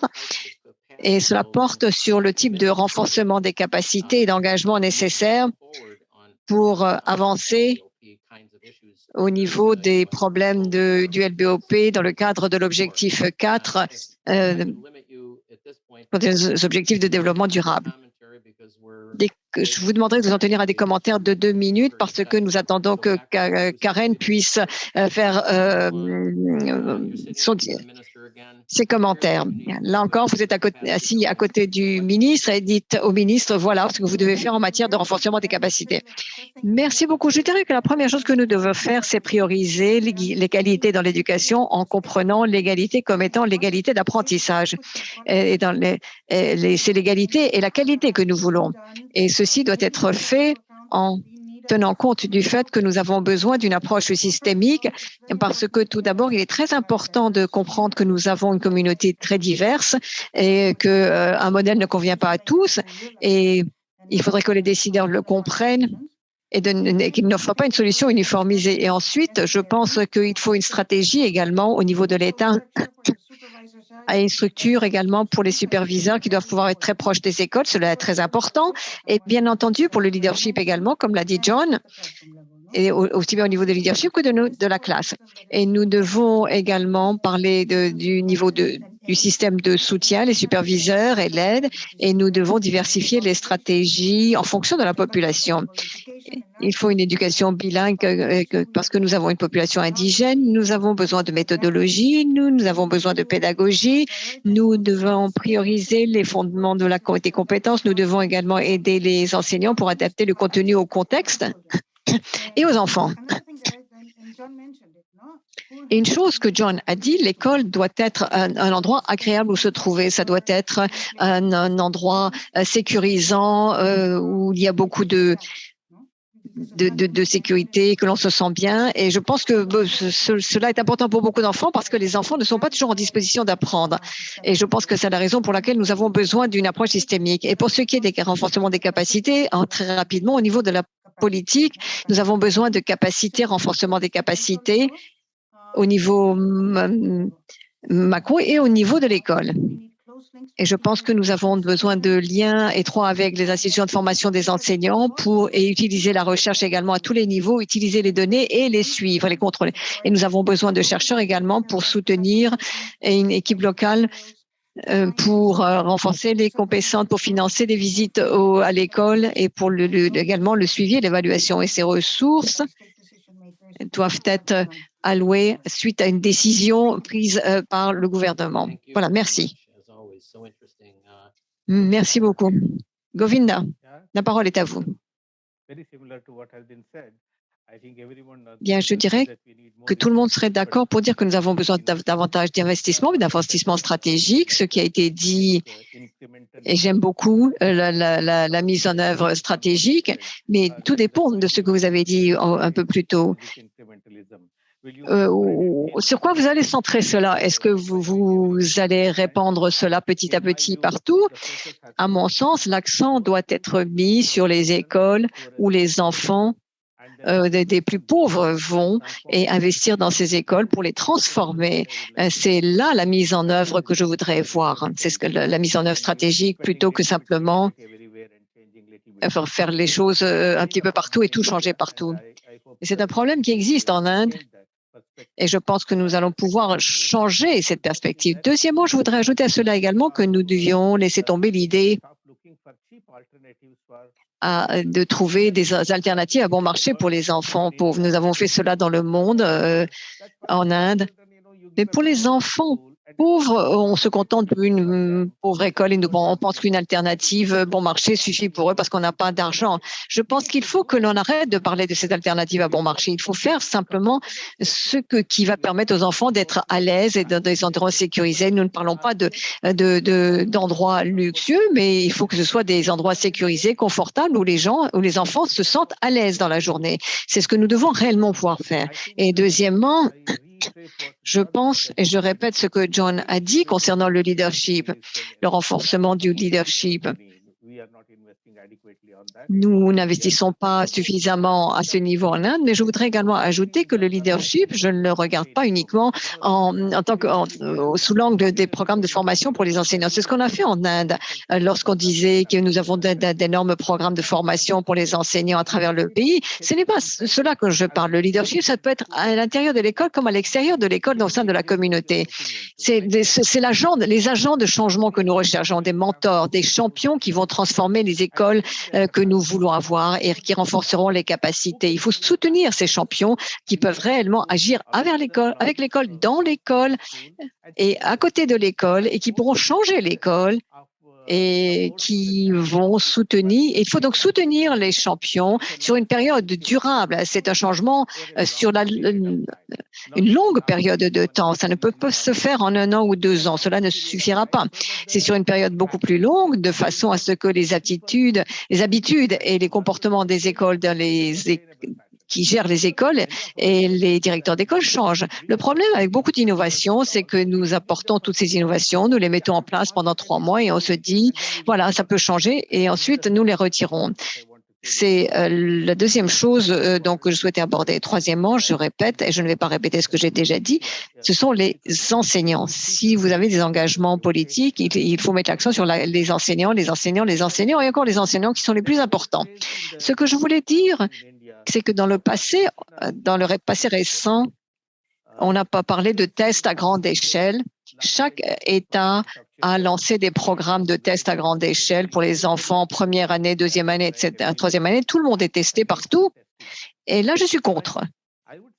J'étais contre, je dirais, mais je dois dire que nous devons renforcer, non pas les tests, mais le retour d'informations aux enseignants et aux écoles de façon à ce que les niveaux d'apprentissage soient améliorés. Mais ce test doit être fait avec l'introduction de processus de tests de façon à ce que ce soit plus individualisé selon les écoles. Et ces tests sont devenus comme un petit peu un fantôme qui embête les enfants, qui ne savent pas très bien sur quoi on va les tester, les enseignants non plus. Il faut changer cela. Je ne suis pas contre les tests, mais c'est le retour d'information qui est plus important que les résultats des tests eux-mêmes, parce que cela n'a pas eu d'impact sur les écoles indiennes. Les tableaux n'ont pas apporté de différence au niveau d'apprentissage des enfants. Si l'on parle de tests, il faut que l'apprentissage s'améliore et nous parlons de l'apprentissage comme étant un droit humain fondamental. C'est le droit à l'apprentissage, le droit à l'éducation, le droit à l'apprentissage. Le droit à l'apprentissage est un droit, ce n'est pas un souhait. Je pense que chaque école doit changer pour que chaque apprenant puisse changer et s'améliorer. Ça va. Merci beaucoup. C'est très important. Donc, la parole est à vous parce que nous avons l'œil sur la montre. Très rapidement, l'un concerne le financement. Lorsque l'on regarde le Kenya, je pense que nous sommes parmi ceux qui investissent le plus. 25% du budget de l'État, donc c'est-à-dire 6% du PIB va à l'éducation. Donc, en termes de proportion et de ressources, nous ne pouvons pas aller plus loin. Mais il y a eu des discussions sur le financement différencié et le renforcement des capacités parce que cela ne fonctionne pas pour ceux qui sont en bas de la pyramide et il faut que l'on mette davantage l'accent sur des modèles de financement plus équitables pour l'éducation et être plus affirmatif. Je pense que c'est quelque chose que nous devons essayer de faire au Kenya. Le deuxième point porte sur l'éducation inclusive. Lorsque l'on regarde la plupart de nos pays d'Afrique, nous avons été prudents en raison des implications, c'est-à-dire que nous sommes toujours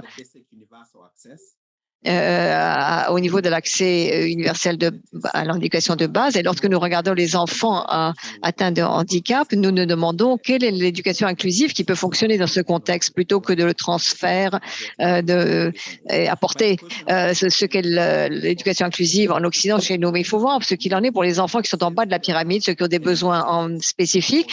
C'est un meilleur accès et davantage d'enseignants pour eux pour que l'apprentissage puisse également fonctionner pour eux.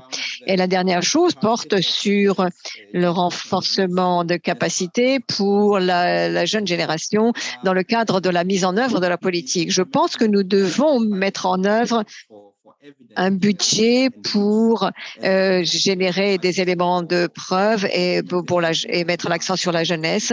Et nous devons mettre l'accent sur cela. Si cela se fait, la traduction, la génération d'éléments de preuve, les jeunes, tout ceci peut apporter une différence. Merci. Merci beaucoup, John, et merci à vous tous. Je pense que le moment est venu, après avoir entendu ces commentaires très intéressants, quelquefois un peu provocants de la part des pénalistes. Je pense que le moment est venu maintenant à Karen de s'exprimer. Vous êtes de retour avec nous.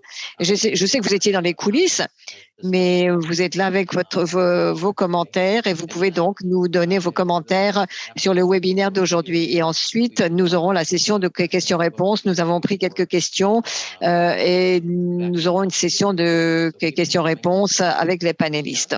Donc, continuez à écrire dans la boîte de dialogue. Merci, Dan. Et je vais être raisonnablement concise parce que je voudrais m'assurer que le public, ceux qui ont écrit des questions dans la boîte de dialogue, puissent être également entendus.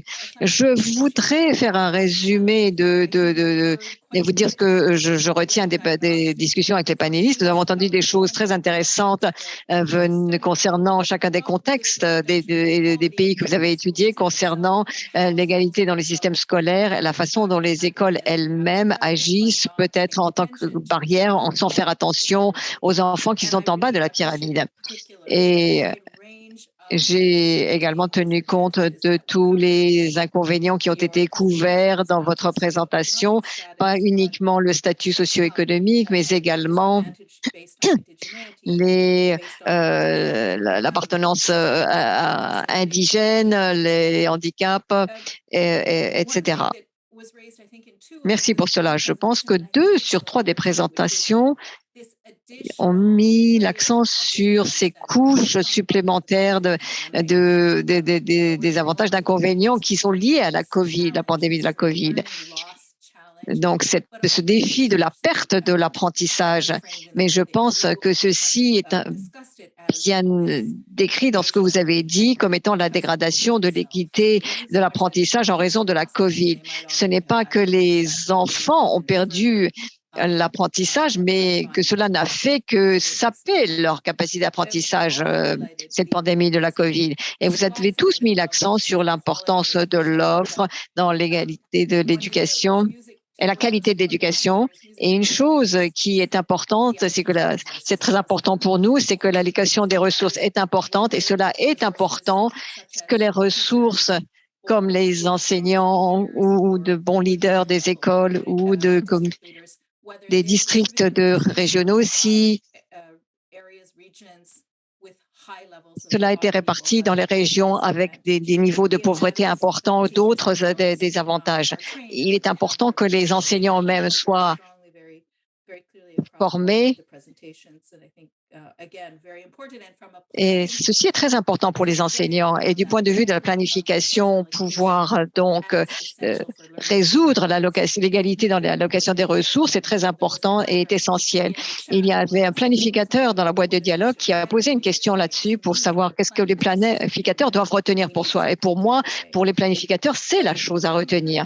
Mais peut-être que ce que je dirais en guise de conclusion, qui est peut-être d'une certaine façon un défi pour tous trois. Vous avez tous les trois donné une image très complexe et multiple des interventions qui sont nécessaires pour résoudre la situation. Et ce qui m'a frappé immédiatement, c'est que nous sommes tous très confiants. Nous pensons que nous savons ce dont nous avons besoin pour améliorer la situation. Mais C'est tellement facile à comprendre que c'est même étonnant de voir que les leaders n'ont pas cet accent ou cette capacité à mettre cela en œuvre. Et je me demande pourquoi. Puisque nous savons ce que nous voudrions voir se produire, comment dépasser certains des défis de l'égalité d'apprentissage et pourquoi il est si difficile de voir ce genre d'intervention mise en œuvre. Vous avez tous donné différents types de réponses à ceci. Donc, s'il y avait davantage de responsabilités et de mesures et de suivi dans le système, s'il y avait davantage de leadership, s'il y avait davantage de capacité de soutien dans les écoles. Et une chose dont personne n'a parlé, et c'est quelque chose que les planificateurs et les acteurs du développement international négligent, c'est l'économie politique. Qu'est-ce qu'il y a dans le système ou ce changement culturel important qui est nécessaire pour s'assurer qu'il y ait un changement au niveau de l'économie politique? Et ce qui est intéressant, c'est que les enseignants et les chercheurs à tous les niveaux ont des idées très fixes sur la capacité des enfants à apprendre, ce qui crée des organisations d'apprentissage qui n'apprennent pas elles-mêmes, qui ne renforcent pas les capacités d'apprentissage. Donc ça, c'était un commentaire d'ordre général et j'ai été très intéressée d'apprendre, d'entendre toutes ces discussions sur le renforcement des capacités parce que la mission essentielle de l'OIPE, c'est de renforcer les capacités des ministères de l'Éducation à planifier et à mieux gérer les systèmes. Donc voilà, c'est une bonne partie de ce que vous avez suggéré et qui a été extrêmement utile pour l'IPE en tant qu'instance qui a cette mission. Donc, je pense que, Dan, je vais m'arrêter là et vous laisser la possibilité de prendre les questions du public. Mais une fois de plus, merci à l'ensemble des panélistes. C'était une discussion très intéressante, un débat stratégique très stimulant. Ce n'était pas vraiment un débat parce que personne ne semblait être en désaccord avec l'autre. Mais je pense qu'à l'avenir, nous devrons essayer de réellement discuter plus profondément cette question d'économie politique et de mise en œuvre parce que vous avez tous donné un menu très large et je me demandais simplement s'il y avait une chose, une capacité que l'on pourrait renforcer et si c'était le cas, quelle serait-elle? Et je pense que cela mériterait d'autres discussions. Merci beaucoup. Thank you, Karen, very much. And I'm going to start by Karen. Alors, je vais remettre la balle dans votre camp, en quelque sorte, afin que nous abordions ces questions. Alors, je voudrais m'attarder sur vos deux derniers commentaires, notamment le commentaire, l'état d'esprit fixé. Alors, cela fait partie de l'apprentissage psychologique, mais vous avez utilisé le terme économie politique pour évoquer le fait que beaucoup de personnes pensent que les enfants ne peuvent pas apprendre. Alors, il s'agit d'une discussion dans tout le domaine de l'éducation, de l'apprentissage, et je suis heureux que vous ayez soulevé ce point. Je voudrais prendre dans l'ordre inverse, donc John, Govind, Sylvia, et voir si vous pouvez réagir à cette question. Et j'ai des questions des participants aussi. Donc, peut-être, une fois que vous aurez répondu à cette question, je reviendrai vers les questions-réponses afin de prendre les questions de nos participants. Alors, John, une réponse de votre part à Karen Monday, s'il vous plaît. Je crois que vous n'avez pas ouvert votre micro. Merci. Merci, Dan. Merci, Karen. Je crois la crise principale que je vois et le fait qu'on se satisfait de l'apprentissage d'une minorité. Et lorsqu'on voit le résultat des examens nationaux, tout le pays est en train de célébrer 10% des apprenants. Et personne ne s'attarde là-dessus. Cela est gravé dans nos esprits que, en fait, cela est acceptable si seulement une petite minorité est performante. Et je crois que cette approche se trouve au Parlement, parmi les parents, parmi les apprenants, et la manière dont le système est orienté pour soutenir l'apprentissage d'une minorité. Et alors, pour changer cet état d'esprit dans l'économie politique, devrait se traduire par une réallocation des ressources ou poser des questions difficiles sur ce taux d'échec de 60%, par exemple, à la fin du secondaire, que nous l'avons vu au Kenya le mois dernier. Les gens ne sont pas prêts encore pour une telle discussion. Cela crée un certain malaise. Et je crois que nous devons insister là-dessus, car l'élite formule les politiques et cela concerne leur réseau, leurs enfants. Et ils ne vont pas être redevables ainsi pour ce qui se passe dans le bas de l'échelle. Oui, merci. Govinda.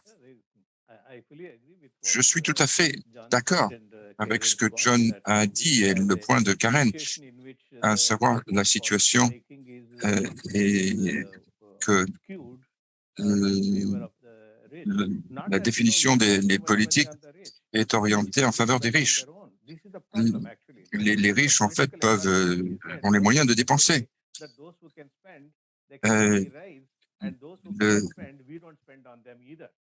Donc, en fait, le système est tel qu'on dépense pour ceux qui, en fait, ont les moyens d'éduquer leurs enfants et pour ceux qui n'ont pas les moyens, eh bien, de toute façon, on ne dépense pas pour eux. Donc, cela installe une psychologie d'échec.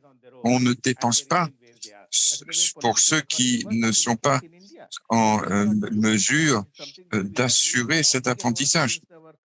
Et nous sommes confrontés à cela depuis la période précoloniale où il y avait un système de caste.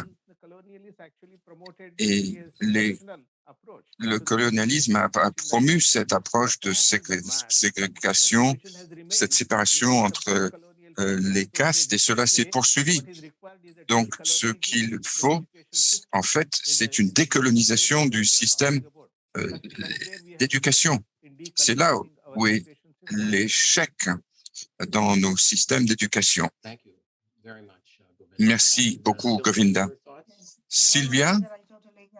Alors, je suis d'accord avec ce qu'ont dit John et Govinda. J'ajouterai qu'il y a deux problèmes, à savoir les changements dans l'éducation prennent beaucoup de temps et les politiques qui sont les décideurs ont une vision à court terme parce qu'ils veulent des résultats rapides. C'est une tension en quelque sorte qui existe depuis toujours, à savoir le système veut les choses qui comptent sont sur le long terme. Nous avons besoin de politiques à long terme qui en général ne sont pas là. Et je pense que c'est quelque chose que nous devons aborder. Il s'agit bien d'un changement de psychologie.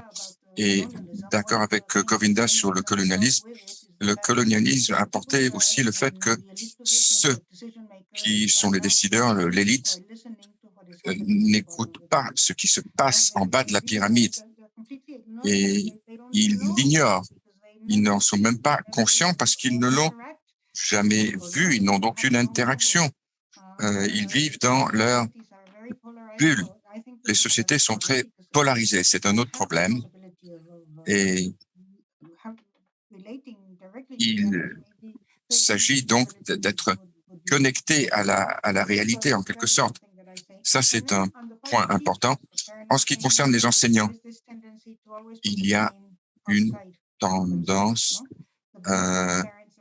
à rejeter la responsabilité sur le système de la part des enseignants, rejeter le blâme sur les parents. Et cette question, il faut que les enseignants pensent qu'ils peuvent faire la différence. Et cette conviction n'est pas toujours présente. Donc, voilà les choses qui me viennent à l'esprit. Et autre point, oui, nous sommes confrontés à des problèmes complexes qui requièrent des solutions complexes. Et comment régler le problème? Alors, cela est rendu plus complexe par l'évocation des besoins intersectoriels. Puisqu'il y a des besoins d'éducation, mais il y a besoin de logement, santé, nutrition. Il faut avoir une vision globale. Cela va bien au-delà de ce qui concerne les enseignants. Il s'agit de besoins globaux. Merci. Alors, j'ai plus de questions que nous n'avons de temps, mais je vais résumer. Il y a un commentaire. Alors, Jordan parle, il dit, est-ce que nous, les panélistes, nous évoquons une situation utopique? Alors, je connais bien Jordan. En fait, il n'entend pas de la manière exactement dont je l'entends, mais je vais demander à Govinda, je vais vous demander de réagir à une question, mais rapidement. Nous avons peu de temps.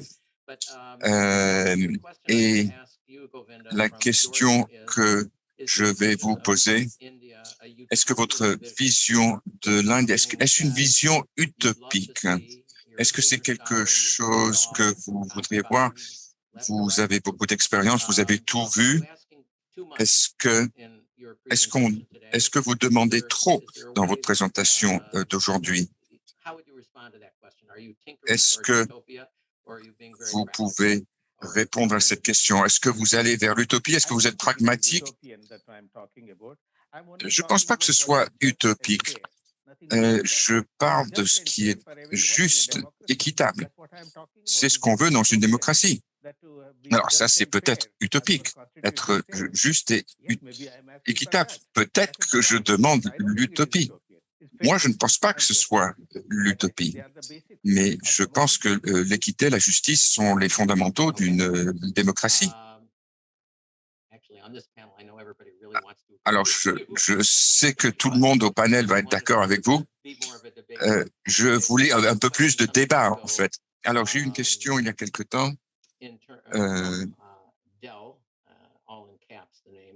Alors, Dell, qui pose une question. Que dire aux planificateurs pour que personne ne soit marginalisé, laissé au bord de la route? Alors, John, vous rencontrez les planificateurs. Qu'est-ce que vous leur dites lorsque vous parlez de l'inclusion, de la diversité? Comment les convainquez-vous qu'il faut que vos questions soient plus considérées comme des priorités? John. Merci, Dan. Alors, j'espérais qu'on n'allait pas me poser cette question, mais vous me la posez. Les planificateurs doivent planifier à partir du bas. C'est quelque chose de difficile dans nos organisations. Nous avons une partie du pays où nous pensons qu'il est très difficile d'obtenir des résultats en raison des conditions, c'est près du Soudan, alors que c'est là où les enfants qui ont besoin d'aide ont le plus besoin d'aide. Et c'est une différence qui peut-être se fera ressentir dans 20 ans.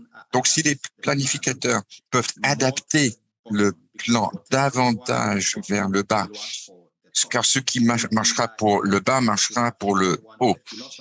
Et il y a un prêtre catholique, le père Romano, qui parle de la pédagogie de l'amour. Lorsque la pédagogie est ciblée sur le cœur, à ce moment-là, même ceux qui sont en haut bénéficient de cela. D'accord. Merci beaucoup, John. Difficile de choisir la question. Il y a beaucoup de questions pour Sylvia. Il y en a une où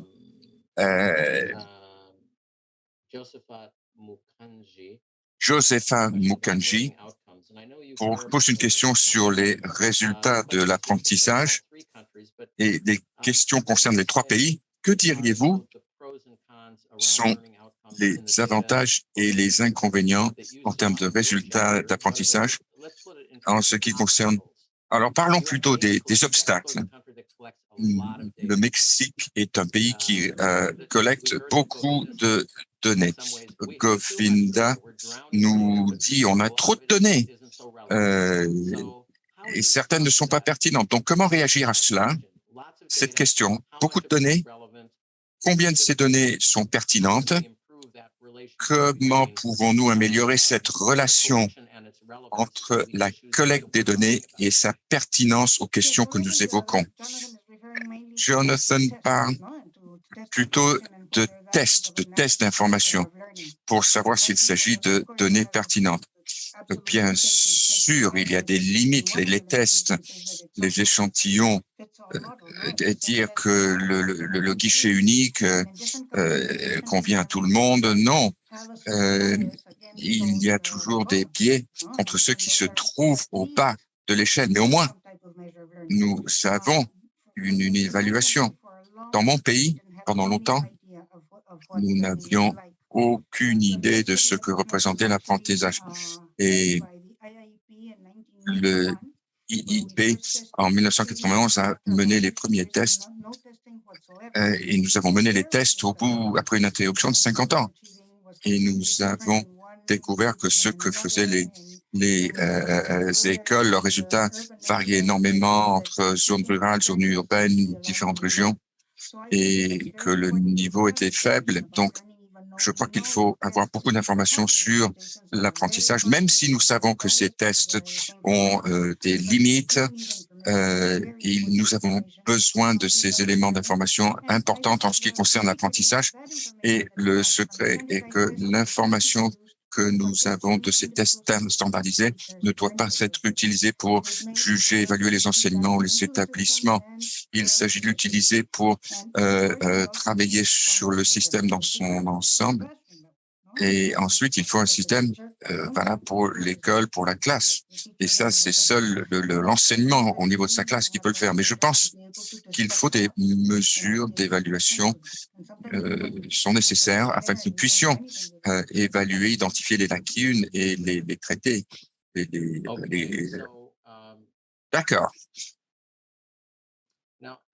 Alors, en fait, Karen,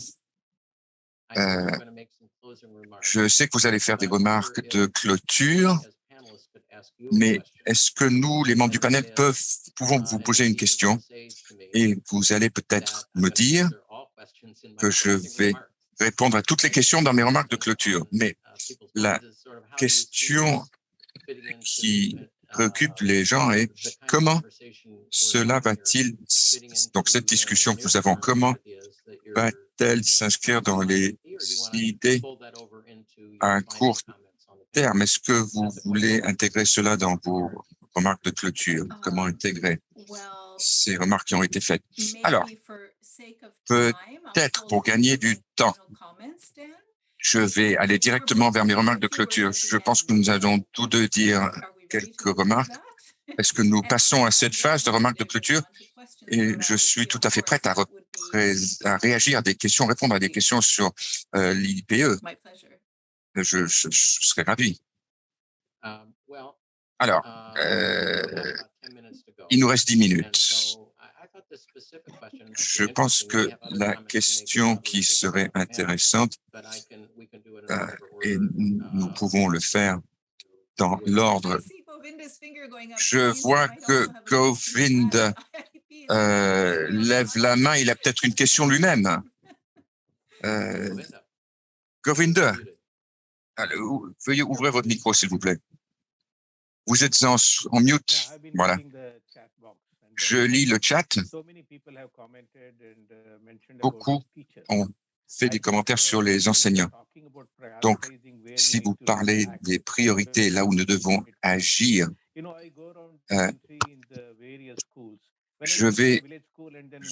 me déplace dans le pays. Lorsqu'on regarde les enfants qui sont en difficulté, qui peut les aider? Le seul qui peut les aider, c'est l'enseignant. Il faut ramener l'enseignant au cœur du débat. Nous parlons beaucoup du recrutement des enseignants, nous les critiquons. Cela n'aide pas beaucoup. Nous devons ramener les enseignants au cœur du débat. Ce sont eux qui peuvent apporter le changement. Il y a des choses que les parents ne peuvent pas faire. Et il faut que les enseignants le fassent. Donc,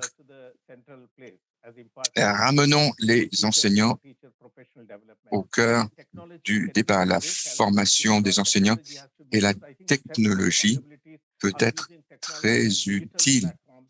L'utilisation de plateformes numériques, par exemple, pour améliorer la qualité des enseignants. Et je pense que nous n'en avons pas fait suffisamment pour faire avancer ensemble les enseignants, la technologie dans les pays en développement. Très bien. Alors, peut-être que je vais essayer de faire un petit résumé et conclure. Cela vous convient, Karen? Alors, tout d'abord, je vais réagir à la dernière remarque qui se trouve dans le chatbox. Don Barron dit que les données, c'est les données. La manière dont nous analysons les données, comment nous utilisons ces informations, et dans l'esprit de notre discussion, moi, je vais m'inscrire en faux.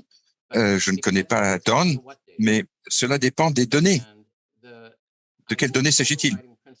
Et le principe le plus important pour moi, et c'est mon point de vue professionnel, l'une des raisons pour lesquelles le bas de la pyramide a été ignoré et que les personnes ont pris les données là où cela leur convenait, avec des gros financements. Il y a des analyses de ces données sur le développement et clairement, 90% des données collectées concernent en fait une petite minorité de la population du globe. Nous n'avons pas beaucoup de données sur les enfants en bas de la pyramide, ni sur les enseignants en bas de la pyramide. Et on parle de la technologie, nous avons peu de technologie consacrée à ces catégories. Donc, il est très difficile de faire des interventions dans un domaine où nous possédons très peu d'informations. Mais je pense que, et si je peux en faire dire quelque chose de positif, c'est que nous avons besoin des données, mais nous avons besoin des données qui nous permettent de procéder à la documentation stratégique dont parlait John en faisant référence à un autre collègue dans sa présentation.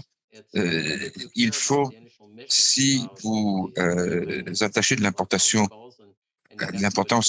au but de l'ONU, de l'UNESCO, il s'agit bien d'aboutir à un monde plus équitable. Et dans ce cas précis, dans l'apprentissage, dans l'éducation, et nous ne pouvons pas atteindre cet objectif si nous ne comprenons pas les différences entre les différents quintiles, si vous voulez, entre au sein des pays. Mais cela ne suffit pas de connaître les différences deux États indiens. Cela ne vous permet pas d'avancer bien loin, comme le disait Govinda.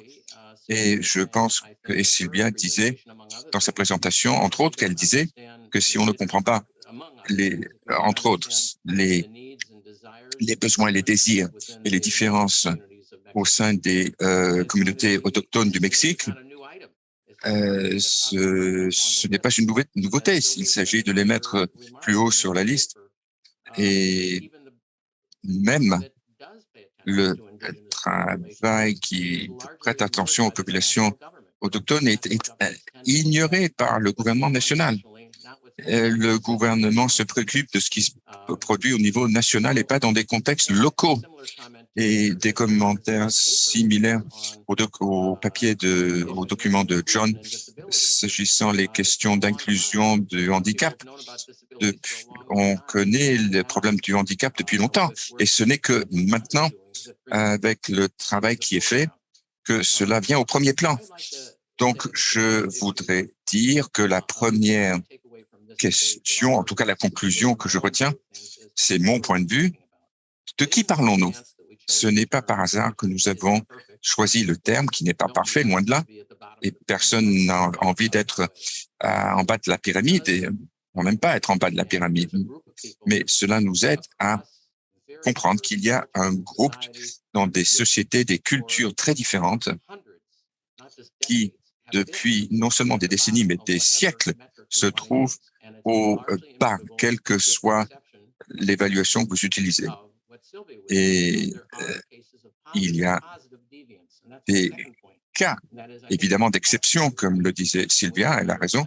Et nous devons comprendre ce qui marche, non seulement au sens large, mais nous devons comprendre ce qui marche pour cette population marginalisée. Comme l'a dit Govinda, il est difficile de faire en sorte que les décideurs eux-mêmes aillent examiner cela.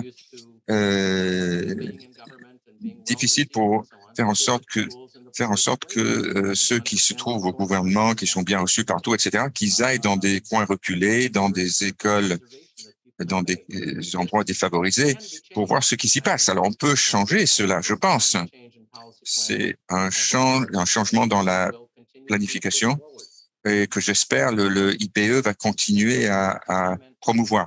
Et enfin, un commentaire qui doit être exploré davantage dans le monde où je travaille. Chaque fois que j'ouvre un document de la Banque mondiale ou de mes amis qui travaillent dans les ONG ou dans la technologie, quel moyen, quelle est l'application en quelque sorte qui fonctionnerait dans ce domaine? Est-ce que nous pouvons trouver cette solution magique, cette application entre guillemets? Est-ce que nous pouvons l'appliquer à grande échelle? Alors, appliquer à grande échelle, ça résonne bien pour les décideurs, puisqu'ils vont vers leur ministère des Finances et disent voilà ce que nous pouvons faire si nous avons tel moyen pour un grand nombre de personnes. Mais nous avons tous compris que si on dépense trop peu,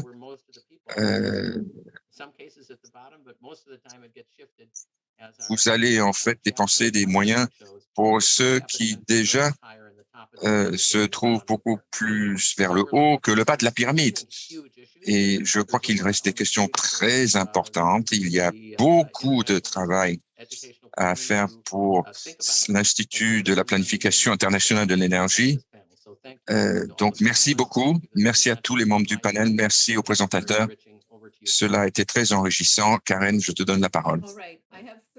Bien. Alors, il me reste 3 minutes avant la fin. Je dirais tout simplement que cela a été un panel très intéressant, passionnant.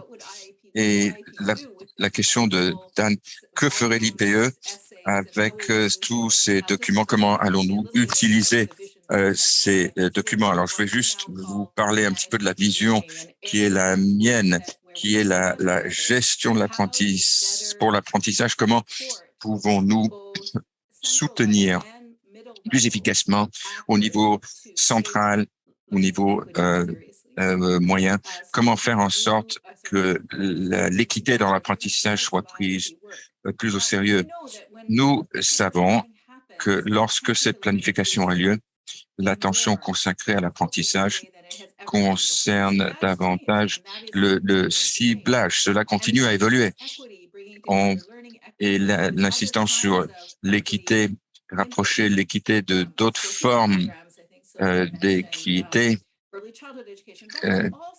tout cela s'est amélioré et on voit bien la connexion avec le soutien de différents secteurs. Mais là où nous constatons des écarts et une demande grandissante de la part des États membres qui demandent notre soutien concerne le soutien aux défis concernant la mise en œuvre. Lorsque vous appuyez un soutien aux défis de mise en œuvre, vous cherchez à renforcer le potentiel des intervenants dans la mise en œuvre afin qu'ils soient eux-mêmes des acteurs de ce changement. Donc, il ne s'agit pas seulement de l'administration où il s'agit simplement de l'école qui joue un rôle de boîte aux lettres.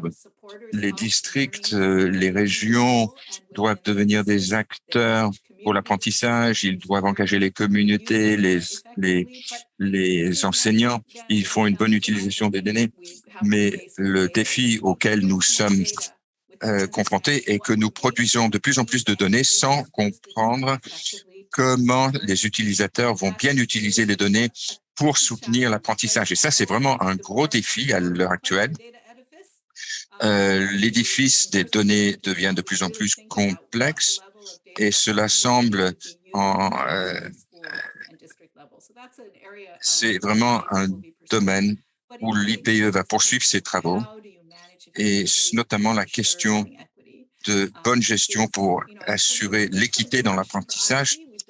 C'est une orientation un petit peu différente pour l'IPE. Nous avons un excellent programme en Afrique occidentale pour l'engagement avec les acteurs locaux, comment ils peuvent à échelle locale intervenir pour améliorer la qualité de l'apprentissage. Donc, ce sont là les domaines de premier plan.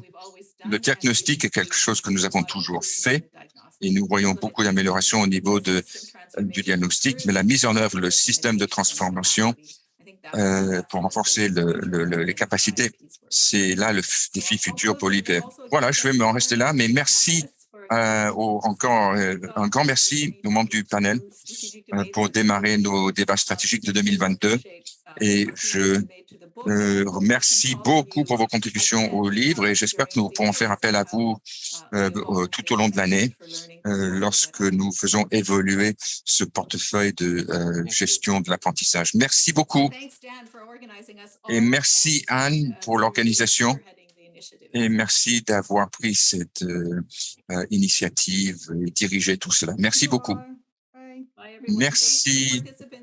Merci aux participants. Merci beaucoup.